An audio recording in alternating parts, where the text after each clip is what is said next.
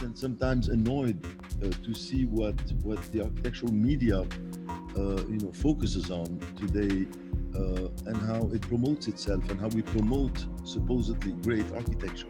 It's always through very consensual, idealized projects, but we never really look at what precedes the architectural act. And I'm afraid that architecture is being more and more portrayed as a sort of an autonomous practice. It's kind of glorified, fetishized in many ways, and I find this extremely dangerous. I think it's about time that architects, of course it's great to design museums and schools and public projects. I mean, I envy those who do that and have the luxury to do that, and that's great, we'll always need that. But I think architects and architectural media in general should really focus on the more problematic, what is sometimes dismissed as being vulgar and irrelevant and not worth the attention of architecture. And that is, in fact, 99% of what makes our cities.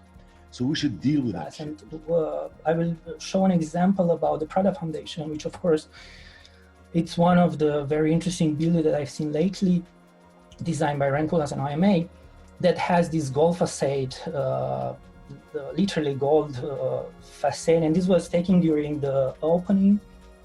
And you have the elite came to see the last art, the last pieces of contemporary art, which are facing this train tracks. And what is interesting is that on the other side, there is a living situation where people from Africa are living, which are facing every single day this gold facade and the Prada Foundation, which are probably also the people which are selling the Prada fake bags around Milan. It's very funny. I built in quite a lot of countries. I built quite a lot of buildings, and I have never ever discussed my architecture with anyone.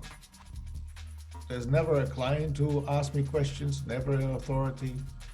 I've never ever had anyone to explain why a building is the way it is, other than if it's expensive or practical, but the architecture, I think that's the easiest part of our job. Their life is inspiring you, and I find inspiration in every book I read, and in the movies I watch, and so on. In the lightscape I'm visiting, that's crucial for us for the sensibility we have. They're very different, but